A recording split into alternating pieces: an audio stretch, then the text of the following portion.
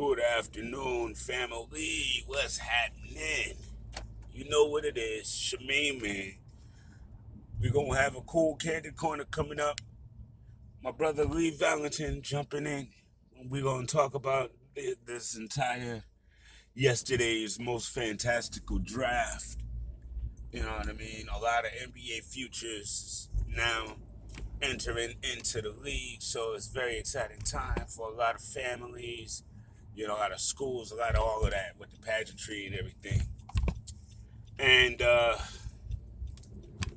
yeah, so the Knicks had the number 11 pick, and they wanted Ivy, and they tried to package up a deal to get Ivy. First, they tried to package up something Sacramento. Sacramento was like, nah. Then they tried to send it to the Pistons, but apparently the Pistons really, really want this kid also. So we couldn't get that deal done. Okay. We're keeping Mitchell Robinson, so going after a big didn't make sense.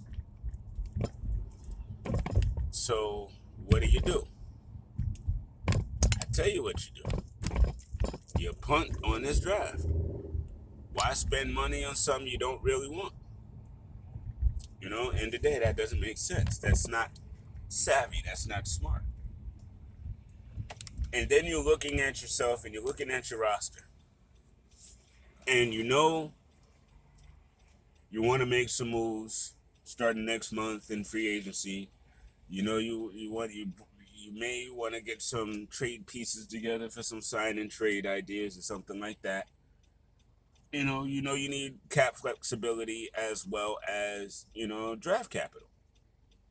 So you trade the 11 and you get a future 14, 18, and 4, I believe. And along with your first round pick, now you got 4 first round picks for next year. And you still got future picks. So you say, okay, you're getting rid of Kemba Walker and that $20 million. And somebody said, well, he's an expiring contract, so you wasted an asset to get him off the books. That's kind of short-sighted if you really think about it. First of all, Kemba is a broken shell. Who in their right mind is going to give up any assets whatsoever for that? So you just want us to continue to eat his salary and dip into the cap space so we can't be flexible? Simply because, we made a mistake and now we got to eat it? Are you serious? Come on. That doesn't make any sense. At the end of the day, you made your mistake, you realize it, now you got to fix it. So they fixed it. And it took it wasn't the 11th pick, by the way, that it was. It was Charlotte's pick that we used to pick that kid during, and we picked the kid for the Pistons. So I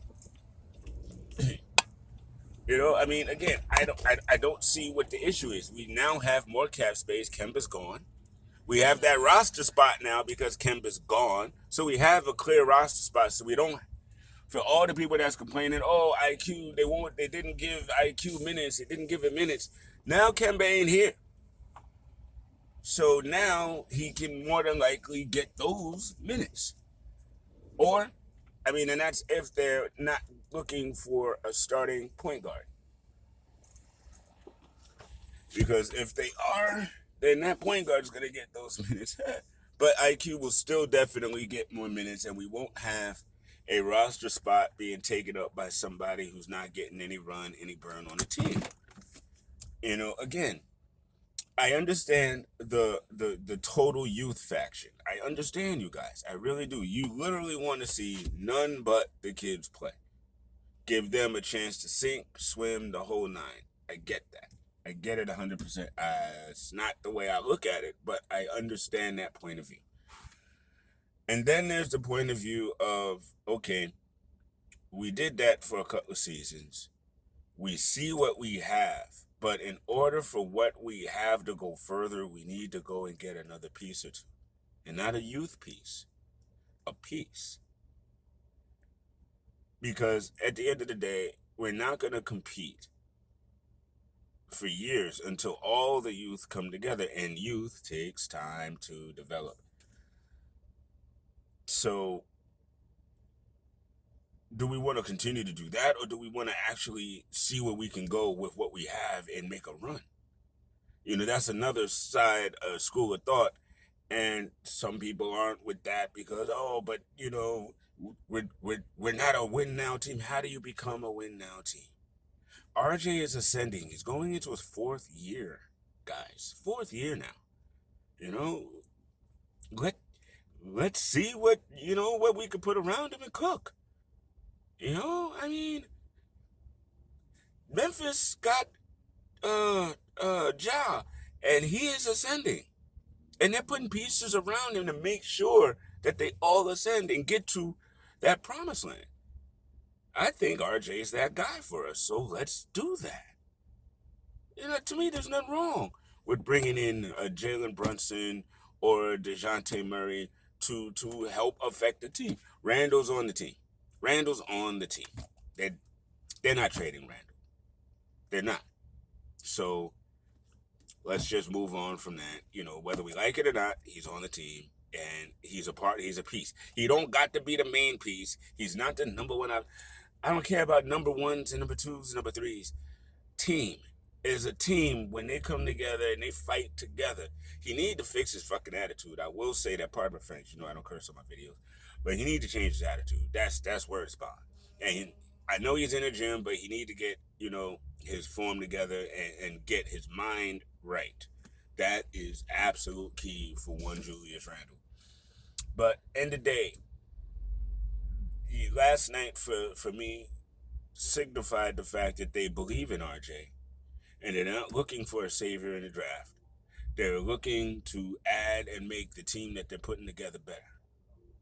So we're going to see more action in free agency. We're going to see more action as far as trades, because we still got to get off of Nerlens' contract. I don't know if Alec Burks is an attractive enough trade piece. We may have to start talking Obi or IQ, and that's a tough conversation, but it's a real one.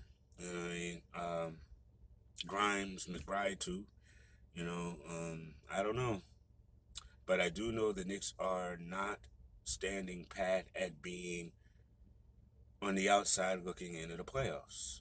They want Madison Square Garden chanting playoff chants. They want that. And, as a fan, I kind of want that too. So let's see. All right, y'all. Thanks for watching. As always, I appreciate you.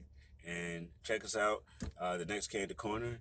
Bordification Station. We just had the Bordification Nation. Excuse me. We just had a episode draft night. Matter of fact, so check that out. That's out on YouTube and on the website, candidcorner.com. Always my joy, y'all. And I'll talk to y'all later. Peace.